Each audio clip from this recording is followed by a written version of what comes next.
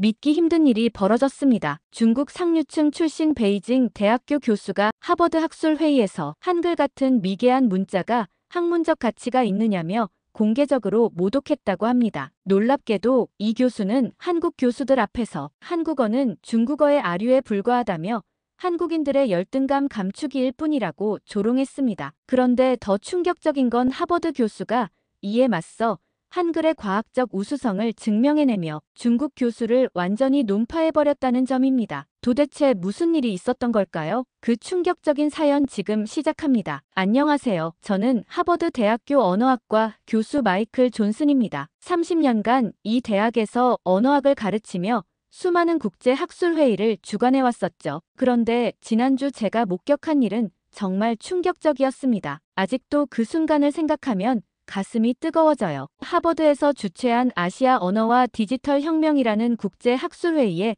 중국 베이징 대학의 장회이민 교수가 참석했더니 그의 발언이 온 강당을 얼어붙게 만들었어요. 그는 중국 상류층 출신으로 유명한 언어학자였는데 한국어 발표가 시작되자마자 한글 같은 미개한 문자가 학술회의에서 논의될 가치가 있느냐고 공개적으로 말하곤 했습니다. 그 순간 강당 안 모든 사람들이 숨을 멈췄었죠. 저는 30년간 하버드에서 수많은 학술회의를 진행해봤지만 이렇게 노골적으로 다른 나라의 언어를 모독하는 발언을 들어본 적은 없었습니다. 특히 한국에서 온 서울대 교수들의 표정이 순식간에 굳어지더라고요. 김민수 교수님의 얼굴이 하얗게 변하는 것을 보면서 제 마음도 아팠어요. 더 기분 나쁜 것은 장 교수가 한국 교수들을 바라보며 비웃는 표정을 짓고 있었다는 점이었습니다. 마치 당신들의 반응이 재미있다는 듯한 표정이었어요. 그의 옆에 앉은 중국 교수들도 킬킬거리며 웃고 있었죠. 정말 예의 없는 행동이었습니다. 장 교수는 여기서 멈추지 않았습니다. 그는 계속해서 중국어는 5천년 역사를 가진 위대한 언어인데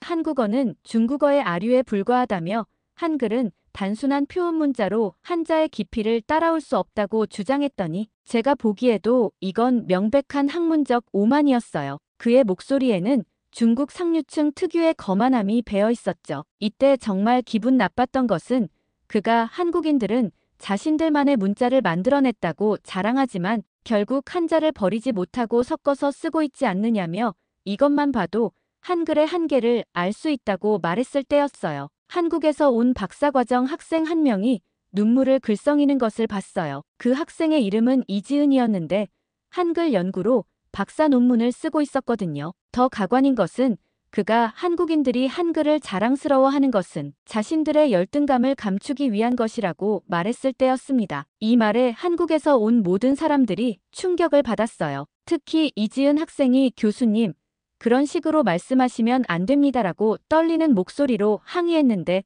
장 교수는 오히려 학생이 감히 교수에게 대들어 라며 화를 냈습니다. 이 상황이 더욱 악화된 것은 장 교수가 한국은 중국의 속국이었으니까 한국어도 중국어의 하위 언어로 봐야 한다고 말했을 때였어요. 이 발언은 정말 선을 넘은 것이었습니다. 한국 교수들이 모두 자리에서 일어나려고 했어요. 김 교수님이 이것은 학술적 토론이 아니라 모독입니다라고 강하게 항의했죠. 하지만 진짜 충격적인 건 그 다음이었습니다. 서울대 김 교수가 차분하게 일어나서 그렇다면 디지털 시대의 언어 효율성에 대해 객관적 데이터로 토론해보자고 제안했더니 장 교수는 그런 하찮은 기준으로 언어의 우수성을 판단할 수 없다며 화를 내곤 했었죠. 그의 반응에서 저는 무언가 숨기고 있다는 느낌을 받았어요. 그때 정말 기분 나빴던 것은 장 교수가 한국어 같은 마이너 언어를 연구하는 것은 시간 낭비다라고 말하며 손을 휘젓는 제스처를 했을 때였어요. 마치 한국어를 쓰레기 취급하는 것 같았습니다. 그 순간 강당 안의 모든 사람들이 불편해했어요. 더욱 화가 났던 것은 장 교수가 한국 학생들은 왜 이렇게 민감하게 반응하느냐며 사실을 말한 것뿐인데 왜 화를 내느냐고 말했을 때였습니다. 자신이 얼마나 무례한 말을 했는지 전혀 모르고 있었어요. 오히려 한국 사람들이 과민 반응을 보인다고 생각하고 있었죠. 그때 제 옆에 앉아있던 MIT 컴퓨터 공학과 교수가 제게 작은 목소리로 말했습니다. 마이클, 사실 우리 연구실에서 한글의 디지털 효율성을 연구해봤는데 정말 놀라운 결과가 나왔어요. 그의 말에 저는 귀를 기울였죠. 한글이 타이핑 속도나 AI 인식률에서 중국어보다 월등히 뛰어나다는 데이터가 있어요. 이 말을 들은 순간 저는 깨달았습니다. 장 교수의 오만한 태도 뒤에는 무언가 숨기고 싶은 진실이 있을 수도 있겠다는 생각이 들었어요. 그리고 그 순간 저는 결심했습니다. 이것은 단순한 학문적 토론이 아니라 문화적 우월감과 편견의 문제라는 것을요. 하버드 교수로서 이런 상황을 그냥 넘어갈 수는 없었습니다. 회의가 끝난 후 휴식 시간에 저는 한국에서 온 교수들에게 다가가 사과했습니다. 이런 무례한 일이 하버드에서 벌어져서 죄송합니다. 학문의 전당에서 이런 편견 어린 발언이 나오는 것은 있을 수 없는 일이에요. 김 교수님은 씁쓸한 미소를 지으며 교수님, 괜찮습니다. 우리도 익숙해요라고 하시더라고요. 그런데 김 교수님이 하신 다음 말이 더 충격적이었어요. 사실 이런 일이 처음이 아닙니다. 국제학회에 가면 종종 이런 무시를 당해요. 특히 중국 교수들 중에 일부는 한국을 여전히 속국으로 생각하는 것 같아요. 그 말 속에 담긴 아픔을 저는 느낄 수 있었어요. 이지은 학생도 제게 다가와서 교수님, 저는 한글이 정말 과학적인 문자라고 생각해요. 왜 이런 무시를 받아야 하는지 모르겠어요 라고 말했습니다. 그 학생의 눈에는 눈물이 맺혀 있었어요. 3년간 한글 연구에 매진해온 학생이 이런 모독을 당하는 것을 보니 제 마음도 아팠습니다. 그날 저녁 집에 돌아와서도 잠을 이룰 수 없었습니다. 30년간 하버드에서 언어학을 가르치면서 과연 저는 편견 없이 모든 언어를 바라봤을까 하는 생각이 들었어요. 그리고 장 교수의 오만한 태도가 계속 머릿속을 맴돌았습니다. 제가 나서서 이 문제를 제대로 다뤄야겠다고 결심했습니다. 진실을 밝히는 것이 학자로서의 의무라고 생각했거든요. 그리고 무엇보다 한국에서 온 교수들과 학생들이 당한 모욕을 그냥 넘어갈 수는 없었어요. 그날 밤 연구실에서 잠을 이룰 수 없었습니다. 장 교수의 오만한 발언이 계속 머릿속을 맴돌았거든요. 특히 이지은 학생이 눈물을 글썽이던 모습이 자꾸 떠올랐어요. 30년간 하버드에서 언어학을 가르치면서 이런 편견 어린 발언을 묵과할 수는 없었습니다. 새벽 3시까지 뒤척이다가 결국 일어나서 연구실로 향했습니다. 다음날 아침부터 저는 한글과 한자의 객관적 비교 연구를 시작했습니다. 먼저 하버드 도서관에서 한글에 관한 모든 자료를 찾아봤어요. 놀랍게도 이미 1990년대부터 서구 학자들이 한글의 우수성에 대해 연구해왔더라고요. 그런데 도서관에서 정말 기분 나쁜 일이 있었어요. 중국계 사서가 제게 한글 자료를 왜 찾으세요? 그런 것보다 한자 자료가 더 가치 있을 텐데요 라고 말하는 거였습니다. 심지어 한글은 한자의 아류니까 한자만 공부해도 충분하지 않을까요? 라고 덧붙이더라고요. 이런 편견이 도서관 직원에게까지 퍼져 있다는 것이 충격적이었어요. 특히 영국의 언어학자 제프리 샘슨이 쓴 세계의 문자체계라는 책에서 한글을 가장 과학적인 문자로 평가한 부분을 읽고 충격을 받았습니다. 그런데 이 책을 찾는 과정에서도 불쾌한 일이 있었어요. 도서관 직원이 이런 마이너한 연구자료까지 찾으시는 이유가 뭐예요?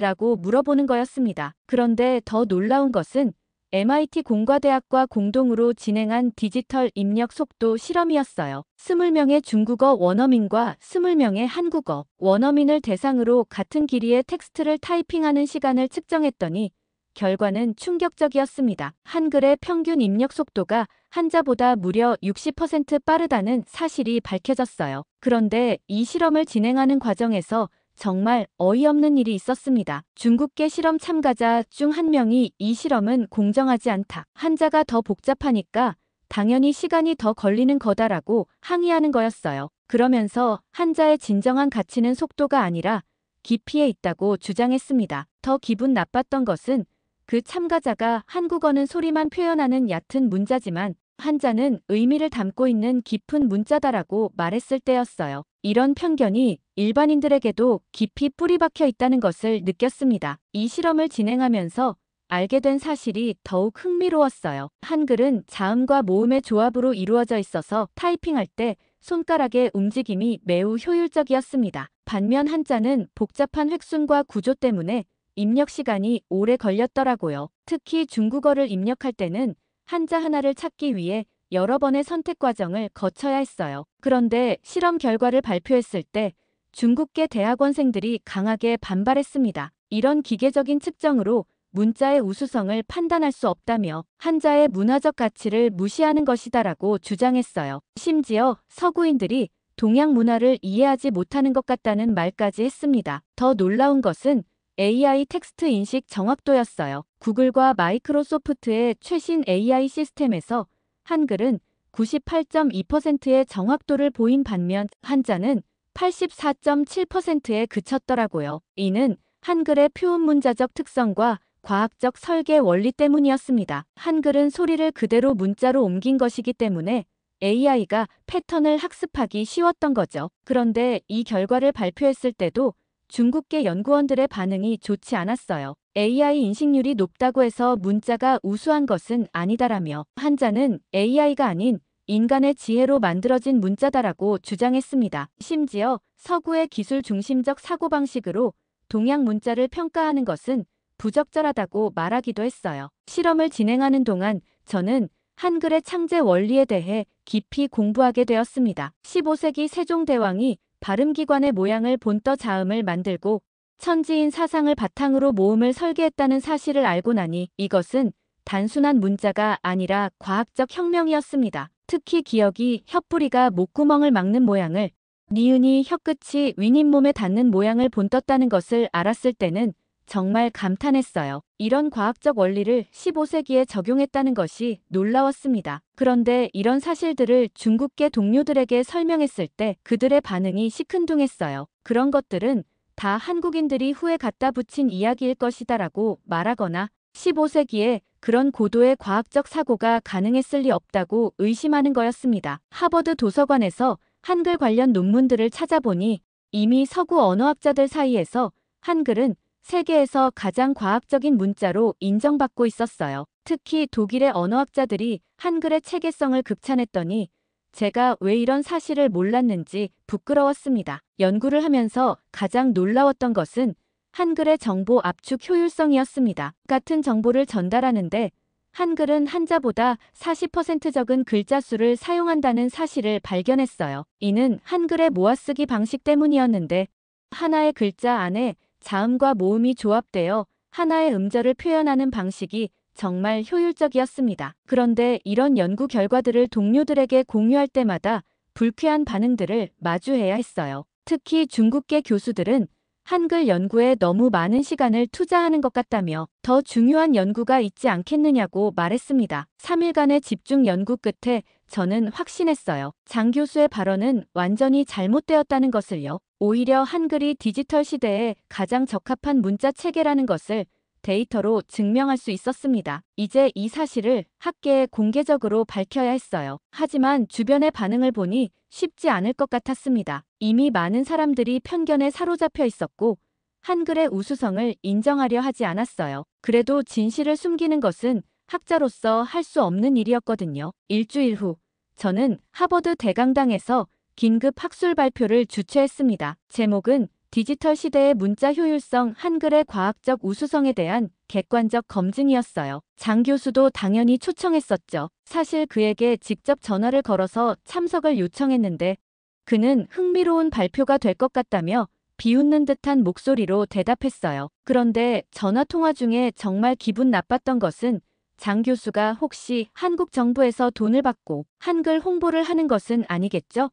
라고 말했을 때였습니다. 이런 의심을 받는다는 것 자체가 모욕적이었어요. 학자로서의 양심을 의심받는 기분이었습니다. 발표 공지가 나간 후 반응이 뜨거웠습니다. 평소라면 50명 정도 참석하는 언어학 세미나인데 이번에는 300명이 넘는 신청자가 몰렸어요. 특히 아시아계 학생들과 컴퓨터 공학과 학생들의 관심이 높았더라고요. 심지어 MIT, 예일대, 프린스턴대에서도 교수들이 참석하겠다고 연락해왔습니다. 그런데 발표 하루 전에 정말 불쾌한 일이 있었어요. 익명의 이메일을 받았는데 한국계 로비에 휘둘려서 객관적인 학술 연구를 포기하는 것 같다는 내용이었습니다. 심지어 중국을 의도적으로 깎아내리려는 것 아니냐는 의심까지 하고 있었어요. 발표 당일 강당은 입추의 여지가 없을 정도로 가득 찼습니다. 장 교수는 맨 앞자리에 앉아 비웃는 표정을 짓고 있었더라고요. 그 옆에는 베이징 대학에서 함께 온 교수들이 앉아 있었어요. 그들은 서로 작은 소리로 중국어로 대화하면서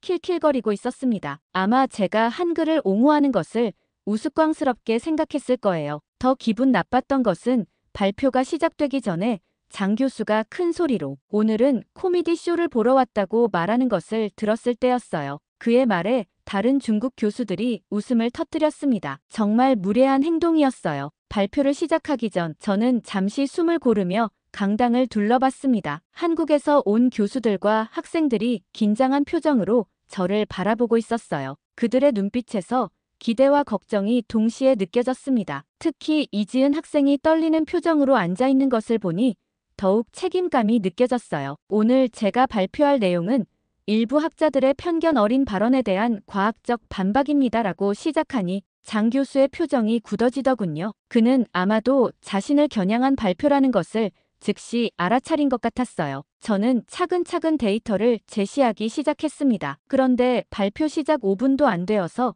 장 교수가 손을 들고 잠깐 질문이 있습니다라고 말하는 거였어요. 아직 발표도 제대로 시작하지 않았는데 끼어드는 것이 예의에 어긋났습니다. 발표가 끝난 후에 질문을 받겠습니다라고 말했지만 그는 지금 당장 명확히 하고 싶은 것이 있다고 고집을 부렸어요. 먼저 한글의 창제 원리에 대해 설명했어요. 15세기 조선의 세종대왕이 한글을 만들 때 단순히 문자를 만든 것이 아니라 과학적 원리를 적용했습니다. 자음은 발음기관의 모양을 본떴고 모음은 하늘, 땅을, 사람을 상징하는 철학적 사상을 담았어요. 강당에서 오하는 탄성이 들렸습니다. 그런데 이때 장 교수가 또 끼어들었어요. 그런 것들은 다 후에 갖다 붙인 이야기일 가능성이 높다며 15세기에 그런 고도의 과학적 사고가 가능했을 리 없다고 말했습니다. 정말 무례한 발언이었어요. 심지어 한국인들이 자신들의 문자를 미화하기 위해 만든 이야기일 것이다라고 덧붙였습니다. 다음으로 입력 속도 비교 영상을 보여줬어요. 같은 내용을 한글과 한자로 입력하는 모습을 실시간으로 촬영한 것이었는데 한글이 압도적으로 빨랐습니다. 한글로는 30초 만에 완성된 문장이 한자로는 1분 20초가 걸렸어요. 강당에서 와하는 탄성이 터져 나왔습니다. 이때 장 교수가 벌떡 일어나서 그런 단순한 실험으로 문자의 우수성을 판단할 수 없다고 소리쳤더니 저는 침착하게 대답했어요. 그런데 그가 하는 말이 정말 기분 나빴습니다. 한국인들은 항상 이런 식으로 숫자 장난을 친다며 진정한 문자의 가치는 속도가 아니라 문화적 깊이에 있다고 말했어요. 더 어이없었던 것은 그가 한글 같은 단순한 문자로 타이핑이 빠른 것은 당연하지 않느냐며 아이들 장난감과 정교한 시계 중 어느 것이 더 빨리 작동하겠느냐고 비유한 것이었습니다. 한글을 아이들 장난감에 비유하다니 정말 모욕적인 발언이었어요. 교수님, 그렇다면 더 과학적인 데이터를 보여드리겠습니다. 그리고 AI 인식률 그래프를 보여주니 한글이 한자보다 13.5% 높은 정확도를 보였습니다. 그런데 장 교수는 이것도 인정하려 하지 않았어요. 서구의 AI 기술이 동양 문자를 제대로 이해하지 못한다며 한자의 진정한 의미를 파악하지 못하는 것이다라고 주장했습니다. 이는 구글, 마이크로소프트, 아마존이 공동으로 진행한 연구 결과입니다. 100만 개 이상의 텍스트 샘플을 분석한 결과죠. 제가 말하자 강당이 술렁거렸어요. 그런데 장 교수는 그런 서구 기업들이 동양 문화를 얼마나 이해하겠느냐며 편견에 사로잡힌 연구 결과다라고 재차 항의했습니다. 정말 기분 나빴던 것은 그가 한국은 항상 이런 식으로 자신들을 포장한다며 객관적인 연구라고 하지만 결국 자국 홍보일 뿐이다라고 말했을 때였어요. 심지어 하버드 같은 명문대에서 이런 편파적인 연구를 한다는 것이 실망스럽다고 덧붙였습니다. 그때 저는 결정적인 카드를 꺼냈어요. 교수님, 21세기는 디지털 시대입니다. 언어의 우수성은 과거의 권위가 아니라 현재의 효율성으로 판단되어야 합니다. 더욱이 중국의 바이두, 텐센트, 알리바바도 이미 한글의 우수성을 인정하고 한국어 전문가를 채용하고 있습니다. 이 말에 장 교수는 당황한 표정을 지었어요. 그런데 그의 반응이 더욱 가관이었습니다. 그런 것들은 다 경제적 이유일 뿐이다며 한국 시장을 노리는 마케팅 전략이지 한글이 우수해서가 아니다라고 주장했어요. 아마도 자국 기업들의 움직임을 몰랐던 것 같았습니다. 그러자 강당에서 박수가 터져 나왔어요. 심지어 중국에서 온 몇몇 학생들도 박수를 치는 모습을 봤습니다. 이때 장 교수가 정말 화가 난 표정으로 이건 공정한 학술 토론이 아니다라고 소리쳤어요. 처음부터 한글을 옹호하기 위한 설정된 발표다라고 항의했습니다. 더 어이없었던 것은 그가 한국인들이 미리 짜고 친 것 같다며 진정한 학문적 토론이라면 중국 측 입장도 공정하게 다뤄야 한다고 말했을 때였어요. 자신이 객관적 데이터 앞에서 반박당하자 음모론까지 펼치는 것이었습니다. 그때 MIT에서 온 컴퓨터 공학과 교수가 일어나서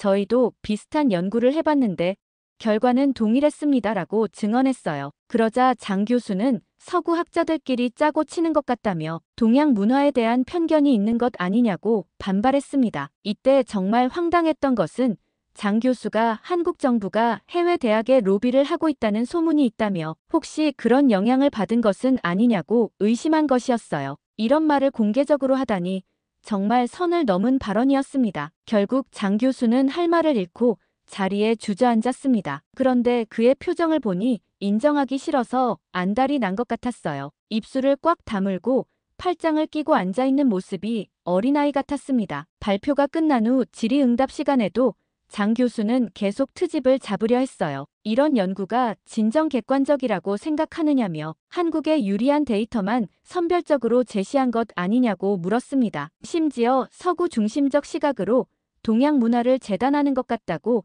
뒤집어 말하기도 했어요. 그런데 가장 기분 나빴던 것은 그가 마지막에 한국인들은 항상 이런 식으로 자신들을 포장한다며 민족주의적 감정에 사로잡혀 객관적 판단을 잃는 것 같다고 말했을 때였습니다. 학술적 데이터를 제시했는데도 민족주의로 몰아가는 것이 정말 화가 났어요. 발표 이후 더욱 충격적인 사실들이 밝혀졌습니다. 실리콘밸리의 주요 IT 기업들이 이미 한글의 우수성을 알고 있었다는 것이었어요. 사실 이것은 발표 준비 과정에서 우연히 알게 된 사실이었습니다. 구글에서 인턴십을 하고 있는 제 제자 김준호가 제게 보내온 이메일이 모든 것의 시작이었어요. 교수님, 구글에서 정말 흥미로운 사실을 발견했습니다. 저희 팀에서 AI 언어 모델을 개발할 때 한글을 최종 테스트 언어로 사용하고 있어요. 한글의 복잡한 조합 구조를 정확히 인식할 수 있는 AI는 거의 모든 언어를 처리할 수 있다는 것이 구글 내부의 정설입니다. 그런데 김준호가 보내온 추가 이메일에서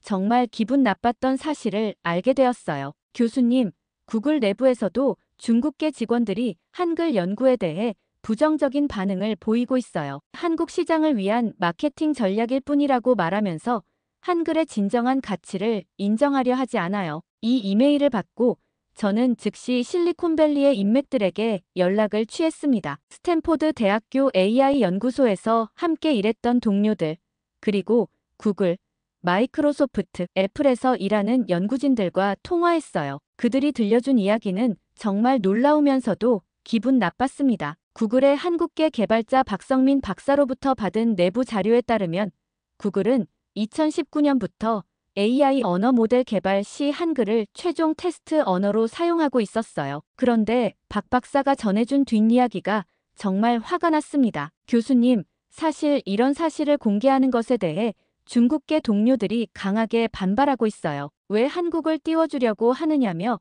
중국어의 우수성도 함께 언급해야 하는 것 아니냐고 항의하고 있어요. 심지어 한국계 직원들이 편파적으로 연구하고 있다는 의심까지 받고 있어요. 한글은 자음과 모음의 조합이 매우 체계적이면서도 복잡해서 AI가 한글을 정확히 처리할 수 있으면 다른 언어들도 쉽게 처리할 수 있어요라고 그가 설명했는데 이런 사실을 숨기려는 압력이 있다는 것이 정말 기분 나빴습니다. 마이크로소프트의 이야기는 더욱 흥미로웠습니다. 윈도우의 언어 입력 시스템을 개발할 때 한글을 기준으로 삼았다고 했어요. 마이크로소프트의 수석 연구원 데이비드 존슨이 제게 보낸 자료를 보니 한글의 모아쓰기 방식은 디지털 입력 시스템에서 가장 효율적인 방식이라고 평가되어 있었더라고요. 그런데 데이비드가 전해준 뒷이야기가 충격적이었어요. 마이클, 사실 이런 연구 결과를 발표할 때마다 중국 시장을 의식해서 조심스러워해요. 중국 정부나 중국 기업들이 중국어를 차별하는 것 아니냐고 항의할까 봐서요. 그래서 한글의 우수성을 공개적으로 말하기 어려운 상황이에요. 더 놀라운 것은 애플이었습니다. 아이폰의 음성인식 시스템인 시리가 한국어를 가장 정확하게 인식한다는 사실이 밝혀졌더니 이는 한글의 과학적 발음 체계 때문이었어요. 영어나 중국어보다 한국어 인식률이 15% 이상 높았습니다. 애플의 AI 연구팀장 마크 리드가 제게 보낸 보고서에는 한글은 발음과 표기가 일치하는 완벽한 표현 문자라고 적혀 있었어요. 그런데 마크가 전화로 말해준 것은 정말 기분 나빴습니다. 이런 사실을 공개하면 중국 시장에서 반발이 있을 것 같아서 조심스러워요. 중국계 직원들도 왜 한국어만 특별 대우하느냐고 불만을 표시하고 있어요. 페이스북 현 메타에서도 비슷한 결과가 나왔습니다. 자연어 처리 AI를 개발할 때 한국어로 먼저 학습시킨 후 다른 언어로 확장하는 방식을 사용하고 있었어요. 한국어의 풍부한 어미 변화와 조사 체계가 AI의 문맥 이해 능력을 크게 향상시킨다는 것이 페이스북 연구팀의 결론이었습니다. 그런데 페이스북의 연구팀에서도 비슷한 문제가 있었어요. 중국계 연구원들이 한국어 중심의 연구가 편파적이다며 중국어의 장점도 함께 연구해야 한다고 주장하고 있었다는 것이었습니다. 장 교수는 이런 사실들을 받아들이기 힘들어했어요. 제가 이 자료들을 공개했을 때 그는 서구 기업들이 한글을 선호하는 것은 단순히 한국 시장을 겨냥한 경제적 이유일 뿐이라고 주장했더니 저는 페이스북의 언어 AI 연구팀장과의 인터뷰 영상을 보여줬습니다. 한글은 언어학적으로 완벽에 가까운 문자 체계입니다. 24개의 기본 글자로 수천 개의 음절을 표현할 수 있는 효율성은 다른 언어에서는 찾아볼 수 없어요. 특히 AI가 패턴을 학습하기에 이상적인 구조를 가지고 있습니다라는 연구팀장의 말에 강당은 다시 한번 술렁였습니다. 그런데 장 교수의 반응이 정말 기분 나빴어요. 서구인들이 동양 문화를 얼마나 이해하겠느냐며 피상적인 분석일 뿐이다라고 말했습니다. 심지어 한국 정부가 이런 기업들에게 로비를 했을 가능성도 있다고 의심하기까지 했어요. 이때 MIT에서 온 컴퓨터 공학과 교수가 일어나서 발언을 요청했어요. 저희 연구실에서도 비슷한 결과를 얻었습니다. 한글 기반 AI 모델이 다른 언어 기반 모델보다 학습 속도가 30% 빠르고 정확도도 높았어요. 그의 증언에 장 교수는 말없이 고개를 숙였었죠. 그런데 발표 후 복도에서 장 교수가 제게 다가와서 한 말이 정말 기분 나빴어요. 교수님, 이런 식으로 중국을 깎아내리면 양국 관계에 좋지 않을 것 같은데요. 좀 더 신중하게 접근하시는 게 어떨까요? 마치 제가 중국을 의도적으로 공격하고 있다는 식으로 말하는 것이었습니다. 더 어이없었던 것은 그가 한국 측에서 압력을 받고 있는 것은 아니시죠? 라고 의심한 것이었어요. 학자로서의 양심을 의심받는 것이 정말 모욕적이었습니다. 이 사건 이후 세계 언어학계에서도 한글에 대한 재평가가 시작되었습니다. 사실 이것은 제가 의도한 것이 아니었어요. 하버드에서의 발표 영상이 유튜브에 올라가면서 전 세계 언어학자들의 관심을 끌게 된 것이었습니다. 특히 유럽의 언어학자들이 큰 관심을 보였어요. 그런데 영상이 퍼지면서 정말 기분 나빴던 댓글들도 많이 달렸습니다. 서구 학자가 한국 편을 드는 것 같다. 객관적이지 못한 연구다. 한국 정부의 로비를 받은 것 아니냐 같은 의심들이 쏟아져 나왔어요. 특히 중국계 네티즌들의 반발이 심했습니다. 가장 먼저 연락을 준 곳은 옥스퍼드 대학교였습니다. 언어학과 학과장인 마이클 톰슨 교수가 직접 전화를 걸어와서 한글 연구에 대한 공동 프로젝트를 제안했어요. 마이클, 당신의 발표를 보고 정말 충격받았습니다. 우리가 한글을 과소평가하고 있었던 것 같아요. 함께 연구해보고 싶어요. 그런데 톰슨 교수가 전해준 뒷이야기가 흥미로웠어요. 사실 우리 대학에도 중국계 교수들이 많은데 그들이 한글 연구에 대해 부정적인 반응을 보이고 있어요. 서구 대학들이 중국 문화를 무시하고 있다며 한국만 특별 대우하는 것 같다고 불만을 표시하고 있어요. 프랑스 소르본 대학교에서도 연락이 왔습니다. 언어학과 교수인 피에르 뒤부아가 한글 강의 개설을 요청했더라고요. 프랑스 학생들이 한글의 과학성에 대해 매우 궁금해하고 있어요. 소르본에서 특별 강의를 해주실 수 있을까요?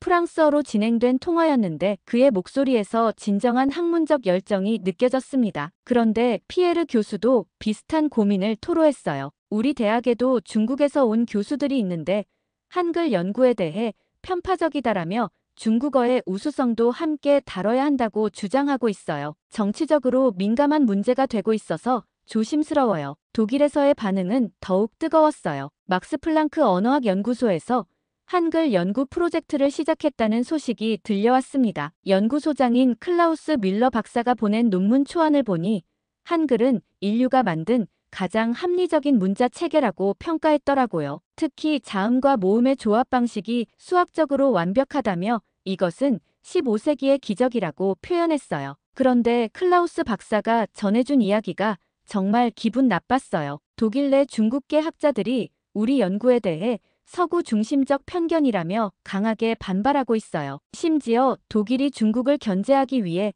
한국을 이용하는 것 아니냐는 의심까지 하고 있어요. 이탈리아 로마 대학교에서도 흥미로운 연구 결과를 발표했습니다. 언어학과 교수 지오반니 로시가 진행한 연구에 따르면 한글을 배우는 외국인들이 다른 언어를 배울 때보다 언어 학습 능력이 20% 향상된다는 것이었어요. 한글의 체계적인 구조가 뇌의 언어 영역을 활성화시킨다는 것이 그의 가설이었습니다. 그런데 로시 교수도 비슷한 어려움을 겪고 있었어요. 이탈리아 내 중국계 커뮤니티에서 우리 연구에 대해 반중 정서를 조장한다며 항의하고 있어요. 심지어 중국어의 우수성을 의도적으로 무시한다고 비난하고 있어요. 유네스코에서도 움직였습니다. 세계 기록 유산으로 등재된 훈민정음을 다시 한번 조명하는 특별 심포지엄을 개최했더니 전 세계 50개국에서 언어학자들이 참석했어요. 그 자리에서 한글은 인류 문자사의 최고 걸작으로 재평가받았습니다. 그런데 심포지엄 과정에서도 불쾌한 일들이 많이 있었어요. 중국 대표단이 한글만 특별히 다루는 것은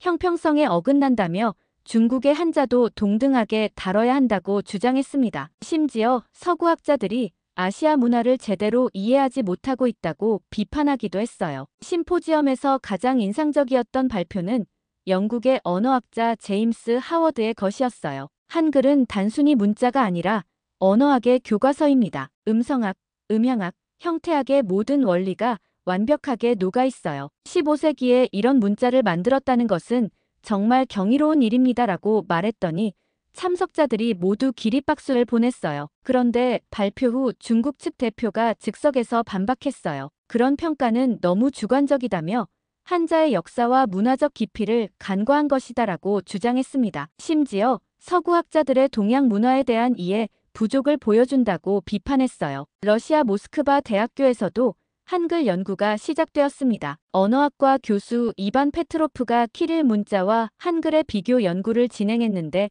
한글의 조합원리는 키릴 문자보다 훨씬 과학적이다라는 결론을 내렸어요. 그는 러시아에서도 한글을 배우는 학생들이 늘고 있다고 전했습니다. 그런데 페트로프 교수도 압력을 받고 있었어요. 러시아 내 중국계 학자들이 우리 연구에 대해 러시아가 중국을 견제하려는 것 아니냐며 의심하고 있어요. 정치적으로 민감한 문제가 되고 있어서 조심스러운 상황이에요. 일본에서의 반응은 특히 흥미로웠어요. 도쿄 대학교의 언어학과 교수 다나카 히로시가 한글과 가나 문자의 비교 연구를 발표했는데 한글이 가나보다 체계적이고 과학적이다라고 인정했더라고요. 일본의 보수적인 학계에서 이런 발언이 나온 것은 정말 이례적인 일이었습니다. 그런데 다나카 교수가 전해준 뒷이야기가 정말 복잡했어요. 일본 내에서도 중국의 영향력이 강해서 한글 연구에 대해 조심스러워해요. 중국 측에서 일본이 중국을 배제하고 한국과 손잡는 것 아니냐고 의심하고 있어서요. 장 교수는 이런 국제적 반응에 점점 더 당황스러워했어요. 특히 중국 내에서도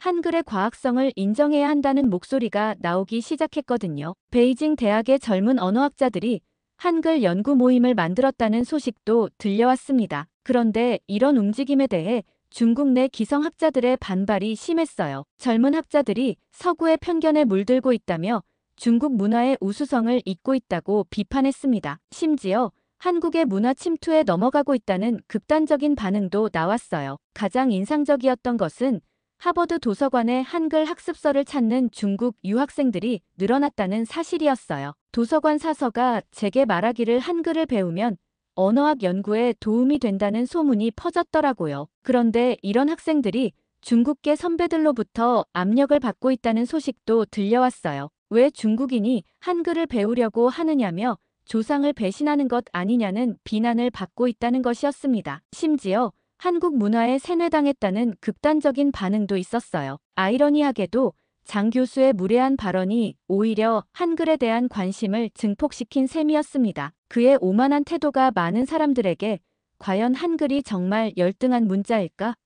라는 의문을 갖게 만들었던 거죠. 한 달 후, 저는 놀라운 소식을 들었습니다. 중국의 대표적인 언어학 저널인 중국어원 연구에서 한글 특집호를 발간한다는 것이었어요. 편집장이 제게 직접 원고를 요청했는데 한글의 과학성에 대한 객관적 분석이 필요하다고 말했습니다. 장 교수가 속한 베이징 대학에서 발간하는 저널에서 한글을 다룬다는 것은 정말 상징적인 일이었어요. 그런데 편집장이 전해준 뒷이야기가 정말 흥미로웠어요. 사실 내부에서 반발이 심해요. 일부 원로 교수들이 왜 한글을 특집으로 다루려고 하느냐며 중국어의 위상을 깎아내리는 것 아니냐고 항의하고 있어요. 특히 장 교수가 가장 강하게 반대하고 있어요. 더욱 놀라운 것은 중국 교육부에서 한글 교육 도입을 검토하고 있다는 소식이었습니다. 언어학 연구의 기초 소양을 위해 한글을 배워야 한다는 의견이 나오고 있다고 했어요. 그런데 이런 움직임에 대해 보수적인 교수들의 반발이 거셌습니다. 한글 교육 도입은 중국의 문화적 자존심을 훼손하는 일이다며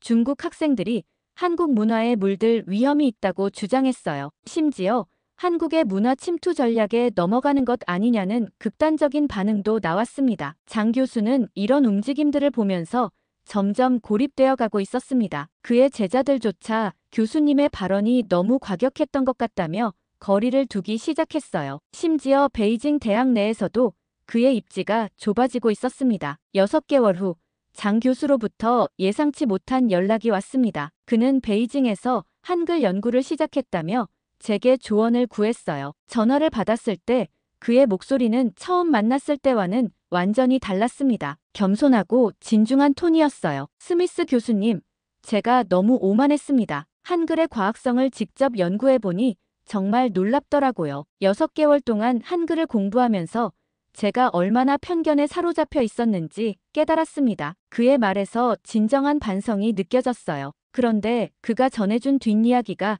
정말 충격적이었습니다. 사실 제가 한글을 연구하기 시작했다는 소식이 퍼지자 중국 내에서 큰 비판을 받고 있어요. 동료 교수들이 배신자라고 부르기도 하고 학생들조차 실망했다고 말해요. 심지어 한국에 매수당했다는 소문까지 돌고 있어요. 장 교수는 계속해서 설명했어요. 한글의 모아쓰기 방식을 연구하다 보니 이것이 얼마나 혁신적인 발상인지 깨달았습니다. 하나의 글자 안에 자음과 모음이 조화롭게 배치되는 방식은 정말 예술적이에요. 중국어로는 표현할 수 없는 효율성이 있더라고요. 그의 목소리에서 진정한 감탄이 느껴졌습니다. 그리고 세종대왕의 창제 의도를 알고 나서 더욱 감동받았어요. 백성들이 쉽게 배울 수 있는 문자를 만들겠다는 애민정신이 과학적 원리와 결합되어 이런 완벽한 문자가 탄생한 것이죠. 저는 지금까지 한자의 복잡함을 우수성으로 착각하고 있었습니다. 저는 그의 변화에 깊은 감동을 받았어요. 장 교수님, 학자라면 진실 앞에 겸손해야 합니다. 교수님의 이런 변화가 더 존경스러워요.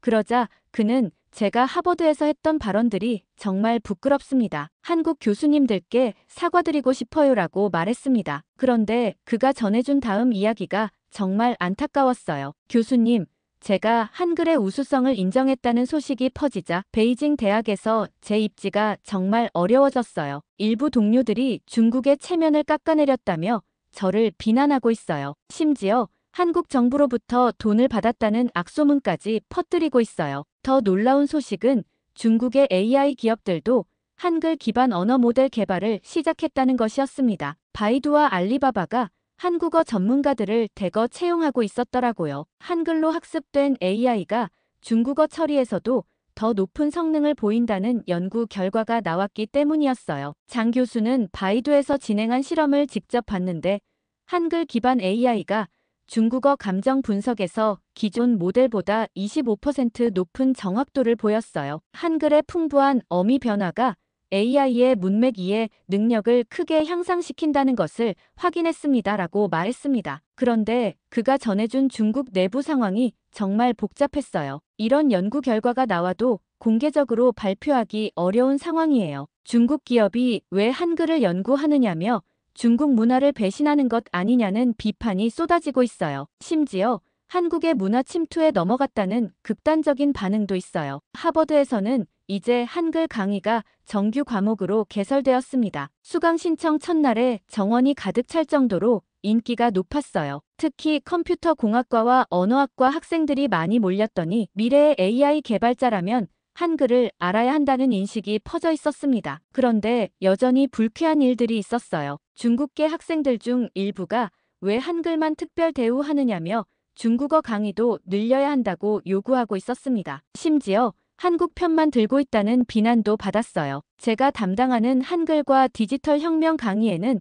매주 200명 이상의 학생들이 참석해요. 그중에는 중국계 학생들도 많이 포함되어 있었습니다. 한 중국계 학생이 제게 말하기를 한글을 배우고 나니 언어를 보는 시각이 완전히 바뀌었어요. 이렇게 과학적인 문자가 있다는 것을 몰랐습니다라고 하더라고요. 그런데 그 학생이 전해준 이야기가 안타까웠어요. 교수님, 제가 한글을 배운다는 것을 알고 중국계 선배들이 저를 비판하고 있어요. 왜 조상의 문자를 버리고 한글을 배우느냐며 중국인의 자존심을 버렸다고 말해요. 심지어 한국 문화에 세뇌당했다고 비난하기도 해요. MIT에서도 한글 연구센터가 설립되었습니다. 센터장을 맡은 컴퓨터 공학과 교수 데이비드 리가 제게 말하기를 한글은 미래 AI 기술의 핵심 열쇠가 될 것 같아요. 한글의 조합 원리를 AI 알고리즘에 적용하면 더 효율적인 언어 처리가 가능할 거예요 라고 했습니다. 그런데 데이비드가 전해준 뒷이야기가 흥미로웠어요. 센터를 설립할 때 중국계 교수들이 왜 한글만 연구하느냐며 중국어 연구센터도 함께 만들어야 한다고 요구했어요. 심지어 중국을 배제하는 것 아니냐고 의심하기도 했어요. 실리콘밸리에서도 한글 전문가에 대한 수요가 폭증하고 있었어요. 구글, 애플, 메타, 마이크로소프트가 모두 한국어 AI 전문가를 채용하고 있었습니다. 특히 챗GPT로 유명한 오픈AI에서도 한국어 모델 개발팀을 신설했다는 소식이 들려왔어요. 그런데 이런 움직임에 대해서도 중국 측에 반발이 있었어요. 미국 기업들이 중국을 견제하기 위해 한국을 이용하고 있다며 한국어 전문가만 우대하는 것은 차별이다라고 주장했습니다. 3개월 후 장 교수가 직접 하버드를 방문했습니다. 그는 한글의 과학성과 중국 언어학계의 반성이라는 주제로 특별 강연을 했어요. 강연에서 그는 공개적으로 자신의 과거 발언에 대해 사과했습니다. 학자로서 편견에 사로잡혀 진실을 보지 못했던 것을 깊이 반성합니다. 특히 한국 교수님들과 학생들에게 상처를 드린 것에 대해 진심으로 사과드립니다. 무지와 오만이 만든 부끄러운 일이었습니다. 그런데 그의 강연 과정에서도 불쾌한 일이 있었어요. 중국계 청중 중 일부가 교수님이 너무 과도하게 사과하는 것 같다며 한국 측의 압력을 받고 있는 것 아니냐고 의심하는 것이었습니다. 심지어 중국의 체면을 깎아내리고 있다는 비난도 있었어요. 그의 강연 후 한국에서 온 교수들과 학생들이 모두 박수를 보냈습니다. 특히 그날 강연에 참석했던 서울대 김 교수님이 학자의 양심을 지킨 용기에 감사드린다고 말씀하셨어요. 장 교수는 눈물을 글썽이며 한국의 위대한 문화유산을 폄하했던 것을 진심으로 사과드린다고 답했습니다. 그런데 강연 후 복도에서 정말 기분 나빴던 일이 있었어요. 한 중국계 교수가 장 교수에게 다가가서 당신은 중국인의 자존심을 버렸다며